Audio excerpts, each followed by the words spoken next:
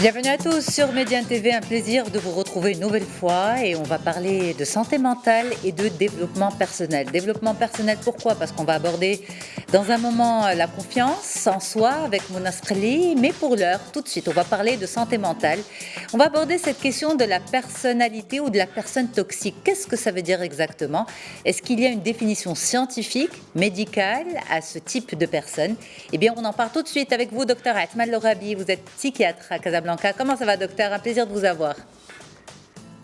C'est un plaisir partagé. Bonjour Yasmine et merci pour l'invitation.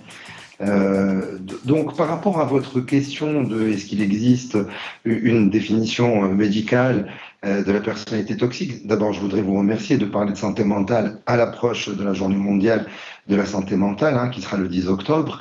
Et vous avez absolument raison d'intégrer ces thématiques dans le cadre de la santé mentale. Et la santé mentale, quand on parle de personnes toxiques ou plutôt de relations toxiques, bien sûr qu'on va parler de santé sociale, on va parler d'interaction sociale. Et si vous voulez, je préfère qu'on parle de relations toxiques plutôt que de personnes toxiques, parce que c'est la modalité d'interaction entre les deux individus qui devient problématique. Alors oui, il y a des définitions médicales pour la personne toxique, ce n'est pas un diagnostic médical, mais il y a un certain type de troubles de la personnalité notamment qui peuvent s'intégrer dans ce qu'on peut appeler une personne toxique. Alors qu'est-ce qu'une personne toxique? Qu'est-ce qu'une interaction toxique? C'est une personne avec laquelle, en interagissant, nous nous retrouvons en souffrance. N'oublions pas, je parlais de santé sociale, on a besoin d'interaction sociale, ça fait partie des besoins primaires, absolument comme l'alimentation, l'oxygène, etc. Et si vous voulez, l'interaction avec les gens, à partir du moment où elle est nécessaire, elle doit nous procurer un certain contentement, un certain épanouissement, pour ne pas dire un certain plaisir. Mais dès lors que, avec une personne, ou plusieurs d'ailleurs, mais de manière répétée, on se retrouve dans une situation de souffrance, d'incompréhension, d'anxiété, de peur, vis-à-vis de cette interaction, on est probablement dans le cadre d'une relation toxique avec une personnalité particulière. Mais une question que j'ai, de si ce vous genre de permettez, personnes, docteur. Pardon, une question, quand vous bien dites sûr. c'est les modalités d'interaction, est-ce que ça veut dire qu'on est tous ou qu'on peut tous un jour être des personnes toxiques pour les autres? Je vous dirais dans l'absolu, oui. Et c'est ça le souci, dans l'absolu, oui, parce que il faut bien qu'on fasse la différence entre ce qu'on laisse transparaître devant la société de manière générale, c'est-à-dire les individus, etc., les gens quasi inconnus, et puis comment on est réellement, nous, dans notre intimité sociale, dans nos relations amicales, nos relations sentimentales, etc. Sauf que il y a quand même un pattern qui revient souvent, quand je vous disais qu'il y a des troubles de la personnalité qui peuvent correspondre à ce qu'on appelle des personnes toxiques.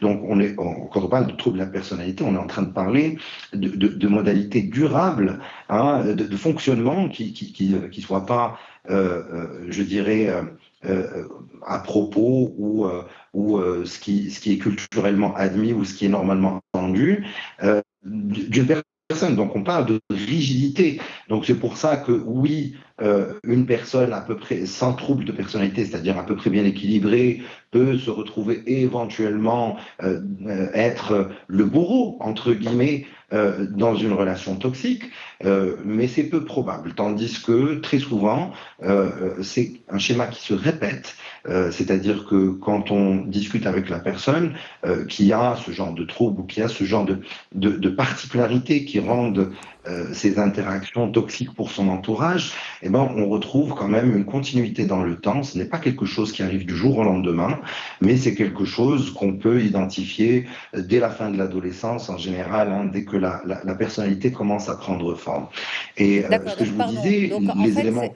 pardon. Ah, Donc en fait, c'est quelque chose qu'on va retrouver et qui va suivre le vécu de cette personne. Ce n'est pas uniquement son interaction sociale avec un environnement professionnel ou un environnement personnel où elle est comme ça. Certains vous diront, eh, quand je suis avec telle personne, eh bien, je ressens des ondes négatives. C'est très négatif. Elle dégage des choses négatives. Est-ce que c'est comme ça, en fait, qu'on repère ces personnes? Est-ce que c'est ça? C'est qu'on est face à des personnes toxiques? Alors, c'est délicat parce que, en général, les personnes toxiques sont de prime abord des personnes plutôt séduisantes et charmantes, hein. Ce n'est pas le stéréotype que vous donnez de la personne qui dégage des ondes négatives et qu'on n'a pas envie de fréquenter. Ok. Et justement, quand on parle de personnes toxiques et d'interactions toxiques, c'est dans le cadre d'une relation, je dirais, suivie. C'est-à-dire, on est en train de parler d'une relation sentimentale ou d'une relation amicale, c'est-à-dire une relation sociale quand même d'extrême proximité. Parce que il y a une autre notion quand on parle d'interaction toxique, c'est aussi quand la victime est en place enfin, est en situation de dépendance à son bourreau, entre guillemets, c'est-à-dire la personnalité toxique, parce que l'un des grands je dirais, dénominateur de toutes les personnalités qui peuvent se retrouver toxiques, c'est le besoin de dominer.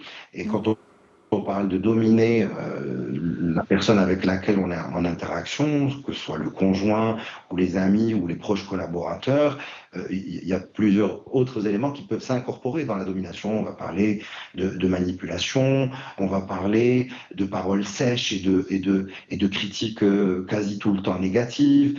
On va parler je dirais, de réactions un petit peu quelquefois aléatoires. C'est les gens dont on dit qu'ils sont jamais contents, hein, Hmm. c'est-à-dire si on va à gauche, ils vont pas être contents, et si on va à droite, ils vont pas être contents. Donc cette notion de domination ou plutôt pardon de dépendance, elle est primordiale, hein, pour qu'on parle de relations toxiques, parce que relation, ça veut dire qu'il y a un lien et ce n'est pas quelque chose de juste sporadique, hein, Hmm. cette interaction, mais c'est quelque chose qui se vit au jour le jour. Est-ce qu'il y a quelque chose de similaire entre cette personnalité toxique et le pervers narcissique? Oui, en fait, quand on parle de pervers narcissique, on va être dans un sous-type de personnalité particulière. La personnalité narcissique est définie, hein, dans les troubles, dans les troubles de la personnalité, mais on va aussi retrouver d'autres types de personnalités qui se retrouvent très très souvent à être toxiques pour les autres.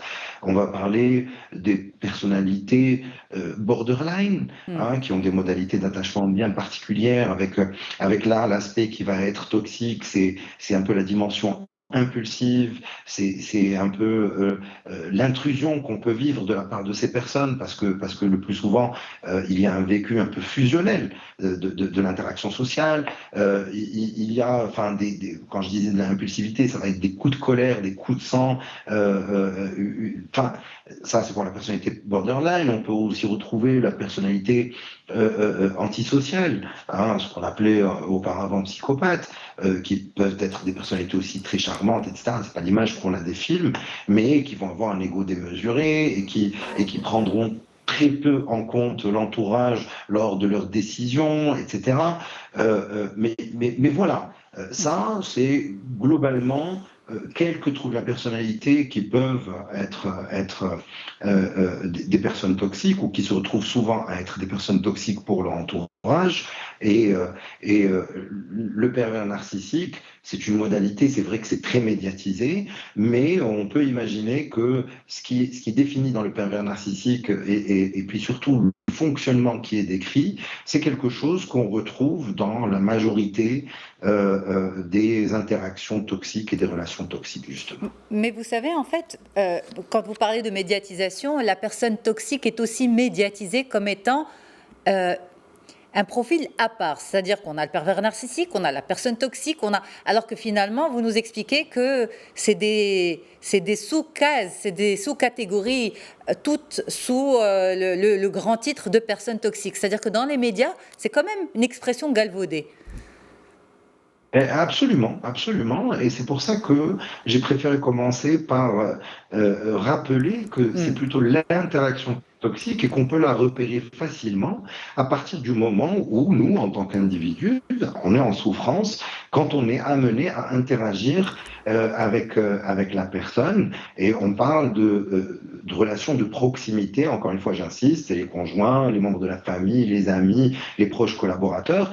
Voilà, et donc j'imagine que quand je dis ça, nous tous, on se retrouve, enfin, ou alors on se pose des questions concernant telle ou telle personne qu'on a là tout de suite à l'esprit, qui va cocher quelques cases, mais encore une fois, c'est une notion, la notion pour parler de personnalité toxique réelle, la notion de rigidité est très importante. C'est-à-dire que c'est une personne qui ne sait pas faire autrement, qui n'arrive pas à faire autrement et qui ne vit pas les relations sociales, elle ne peut pas les vivre autrement. Et souvent, contrairement à ce qui peut être quelquefois imaginé et colporté, ces personnalités elles-mêmes peuvent être en souffrance de leur propre toxicité. C'est extrêmement important, hein, parce que il y a des gens qui peuvent requérir à des soins de santé mentale en étant dans cette situation où ce sont eux qui sont toxiques pour leur entourage. Il peut y avoir quelquefois une prise de conscience et un vrai travail qui arrive à être fait, hein, pour détoxifier un petit peu les interactions sociales de la part de ces personnes. Mais le plus souvent, et parce que ça fait partie des éléments, je dirais, diagnostic entre guillemets de la personne toxique, il n'y a pas de remise en question le plus souvent et finalement il y a beaucoup de ces personnes-là qui souffrent, hein, qui souffrent de la faiblesse, de la qualité de leurs interactions sociales, mais qui ne demandent pas de l'aide aux professionnels de la santé mentale justement. Docteur Atman Lorabi, merci beaucoup d'avoir été avec nous. Vous êtes psychiatre à Casablanca, on vous libère. Merci à vous. Et merci beaucoup. Et on enchaîne tout de suite avec vous. Mouna Skhali, vous êtes coach de vie. Comment ça va, Mouna? Un plaisir de vous avoir. C'est un plaisir réciproque, Yasmine. Et toi, comment vas-tu? Infiniment, merci beaucoup. Alors justement, face à ce genre de personnalité, est-ce que renforcer la confiance en soi pour pouvoir, voilà, c'est une forme de presque musculation mentale, pour pouvoir s'en sortir, est-ce que vous pensez que la confiance en soi face à la personne toxique joue un rôle important? La confiance déjà, le choix du sujet est très, très d'actualité. En fait, beaucoup de personnes qui viennent en coaching, en fait, ont souffert de par un jeu toxique, que ce soit au niveau du travail, au niveau de la vie, et l'impact est donc non-stop. La confiance en soi est la clé pour pouvoir s'en sortir. Et l'essentiel aussi, c'est de s'accepter. Parce que vous savez très bien, et d'après tous les échanges qui ont eu à propos de cette relation toxique, de toutes les façons, qui peut être au niveau familial, même au niveau du travail, mais cette relation toxique existe parce que la personne qui en souffre aussi a décidé d'y rester. Donc c'est déjà un jeu toxique. Donc cette conscientisation déjà du jeu en lui-même, qui est toxique, et déjà cette prise de conscience est vraiment le début de tout le travail. Et parfois, ce n'est pas évident. Pourquoi? On a du mal à couper le lien avec un proche, avec une proche. Et c'est parfois très, très douloureux. Pourquoi? Parce que quand on a pris dès l'enfance l'habitude de se positionner en tant que victime, et donc on a déjà démarré soi-même ce jeu toxique, vous voyez? Donc, s'il y a une relation toxique, c'est que déjà soi-même, on s'est donné aussi l'occasion de créer donc un pouvoir à l'autre. Vous voyez? C'est-à-dire qu'on a une part de responsabilité? On a une part de responsabilité? C'est-à-dire qu'on ne peut pas se positionner comme victime toute sa vie. Bien entendu que quand c'est un enfant ou un adolescent, il n'y a pas tellement le parcours et puis, c'est-à-dire le recul pour pouvoir estimer que réellement il y a des choses à faire et que cette chose-là, on peut déjà la faire à notre propre niveau, vous voyez? Mais cette prise de conscience à l'âge adulte et en fait relève de notre responsabilité avant tout. Ça veut dire que quand il y a un jeu toxique, décider déjà de ne plus se positionner en tant que justement que victime. Parce que vous savez, quand on rentre un peu dans ce triangle, moi j'appelle toujours cela en fait un triangle des Bermudes, en fait c'est le triangle de Karpman que tout le monde connaît, c'est que déjà pour qu'il y ait une victime, quand on se positionne comme victime, c'est que déjà on donne l'occasion à une autre personne dans ce jeu d'échange, donc à l'autre de se positionner en tant que bourreau. Et ce jeu à deux n'est jamais fait à deux, mais c'est qu'il y a un troisième interlocuteur qui va, lui, se positionner en tant que sauveur. Ça veut dire que quelqu'un qui se positionne en victime, qui toujours a quelqu'un qui va venir lui tendre la perche et qui est le sauveur, va rester en tant que victime. Mais le fait de prendre conscience que ce jeu est en fait toxique et qu'on peut déjà dépasser en fait cet échange, cette communication, en dégeant le fait, c'est-à-dire en assoyant déjà le fait qu'on est une partie à part entière de notre propre constitution et de notre propre équilibre. Et donc c'est en fait cela le début, le démarrage du résultat en coaching. C'est que la personne déjà prend la propre responsabilité de son développement. À partir de quoi? À partir déjà le fait c'est-à-dire d'arriver à déterminer en fait la personne toxique dans ce jeu, qui est-elle? Quelle est également la situation que cette victime crée pour laisser à l'autre la largesse et l'absence de limite pour pouvoir exercer cette toxicité. Vous voyez? Et la C'est place comme par du exemple sauveur quand dans tout ça. Et si le sauveur se retire, d'accord? Si le sauveur se retire, est-ce que la victime va tenter de trouver un autre sauveur ou elle va à ce moment-là peut-être avoir ce déclic de s'en sortir? Oui, tout à fait. Ça veut dire que dans ce triangle, il faut aussi déjà que la victime ne se positionne plus comme victime. Pourquoi? Parce qu'elle ne peut pas être dans ce jeu toxique victime à 100%. Elle va être victime et parfois elle va aussi prendre la casquette du bourreau. Ça veut dire que vous avez parfois des situations où vous avez un passif qui devient agressif. Vous voyez? Ouais. Ça veut dire que l'essentiel, c'est d'éviter déjà de se positionner dans un jeu qui est toxique et qui n'est pas bienveillant. Vous voyez? Donc, en dehors de cela, arriver aussi à développer des limites, c'est-à-dire que quand on travaille sur la confiance en soi n'est qu'une petite partie, une infime partie de l'estime de soi. Ça veut dire que l'estime de soi en elle-même, sur quoi elle va être basée? Sur déjà l'auto-acceptation. La dignité de soi, c'est d'abord s'accepter comme on est. Vous voyez? Le fait également de décider que l'estime de soi, c'est un droit universel, l'estime de soi. Vous voyez? Et la confiance en soi en elle-même, elle se construit à travers du quotidien. On peut déjà conscientiser ce qui a déjà été réalisé de manière positive, le fait qu'on ait par exemple, s'il y a une toxicité au niveau professionnel, le fait de conscientiser déjà qu'il y a un réalisé au niveau personnel, ça permet à cette personne-là de pouvoir se projeter dans un positionnement qui reste quand même bienveillant et qui est quand même situé d'abord dans un cercle vertueux. Oui, en mais fait cela alors justement, par rapport à ça, Mona Sclé, si vous permettez, prenons cet exemple-là de l'environnement professionnel. Vous avez une personne qui est consciente de son apport à l'entreprise dans laquelle elle évolue. Mais le ressenti qu'elle a, c'est que sa hiérarchie ne valorise pas ce travail à sa juste valeur, ne valorise pas. Et donc, la hiérarchie vient souvent avec des critiques. Alors, est-ce que c'est des critiques parce que la hiérarchie ressent que le collaborateur ne se valorise pas suffisamment, ou bien c'est un mode de fonctionnement, ou bien ils sont pas du tout sur la même phase? Pourquoi il y a ce type de relation parfois qu'on peut retrouver au sein des entreprises? Ah oui, tout à fait. C'est-à-dire que déjà, il y a une zone de confort pour l'un et pour l'autre. Pour l'autre, Au ouais. niveau de l'entreprise, on va dire le N+1 et le collaborateur. Mais à un certain moment, la personne, quand elle sent quand même du mal-être, parfois des burn-out sont dus à un phénomène en fait toxique d'échange, de communication. Vous voyez? Donc finalement, la zone de confort, c'est que également le collaborateur rentre dans une zone de confort parce que du moment qu'il n'a pas pris la décision d'agir et de réagir autrement, vous voyez? En Donc partant, par forcément, exemple? il reste. Pardon? En partant, par exemple? C'est la seule réaction qu'un collaborateur a face à sa hiérarchie? Ben, vous savez, quelqu'un qui fuit ce type de comportement va faire du turnover toute sa vie.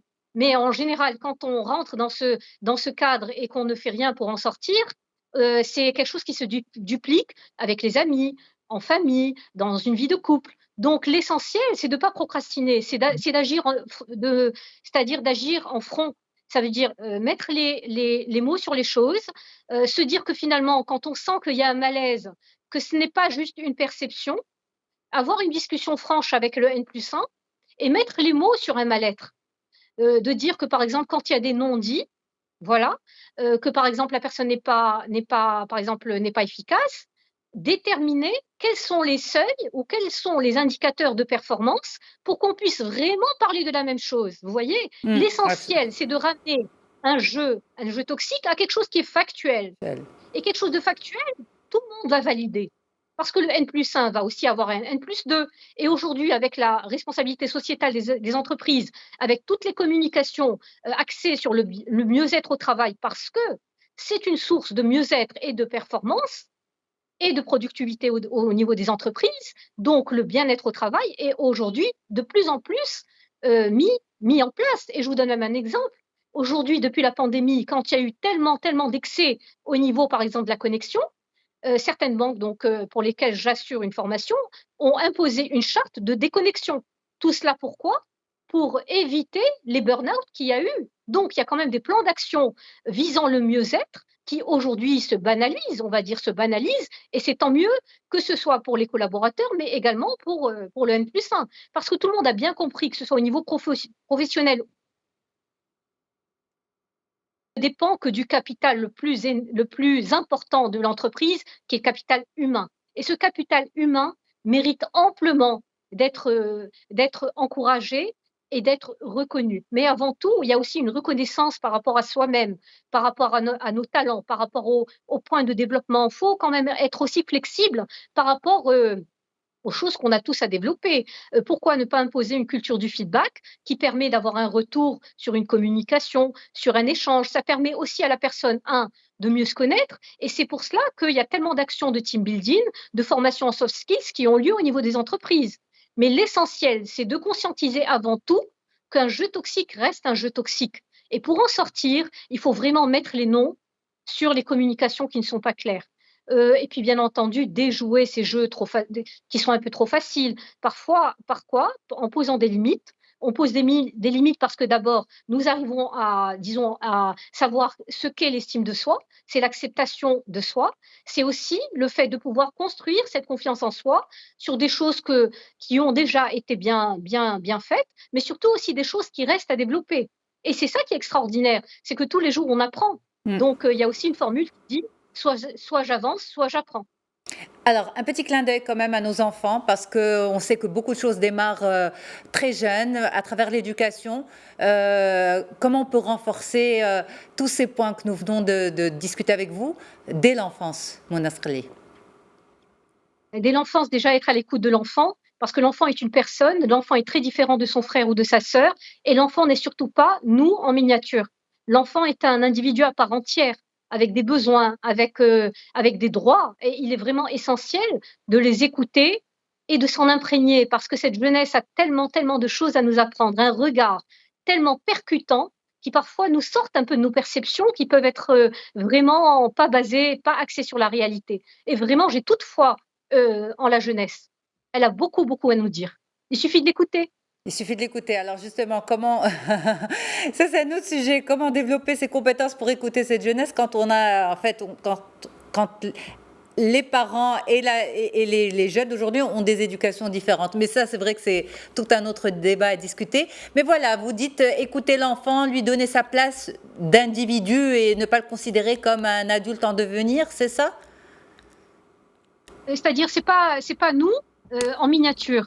C'est un adulte à part entière en devenir. Et la meilleure manière, le meilleur vecteur, disons, qui diffuse en fait des hormones pleines d'énergie, comme des endorphines, et également des hormones de motivation, c'est le sport.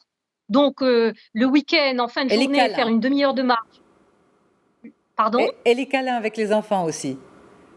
Ah oui, tout à fait. Ça aussi, quand on fait des câlins, et vous savez, aujourd'hui, on peut quand même un peu plus faire des câlins parce que quand même beaucoup de personnes sont vaccinées, beaucoup de personnes font en fait leur test, et donc il faut en profiter. On est passé par une pandémie qui nous a coupé la possibilité d'étreindre des proches. Tout à fait. Mona Sqali, merci infiniment d'avoir été là. C'était un plaisir d'échanger avec vous, de vous écouter développer pour nous tous ces points positifs. Voilà, j'espère que nos auditeurs, nos téléspectateurs, voilà, là c'est la télé, c'est pas la radio, que nos téléspectateurs étaient ravis de ces deux sujets complémentaires. On a parlé de personnes toxiques, de personnalités toxiques. Et le docteur Lorabi a bien précisé que c'est plutôt au niveau de l'interaction, que c'est l'interaction qu'il faut appeler toxique et non pas la personne. Et avec Mona Sqali, voilà ces points de développement personnel. Merci à toutes et à tous. N'oubliez pas, on se retrouve du lundi au vendredi de 9h à 9h30 sur Média Radio pour Femmes d'aujourd'hui et toujours en avant-première sur Média Podcast. Et puis, retrouvez cet épisode à n'importe quel moment sur mediatv.com. Très bonne suite des programmes à toutes et à tous. Au revoir.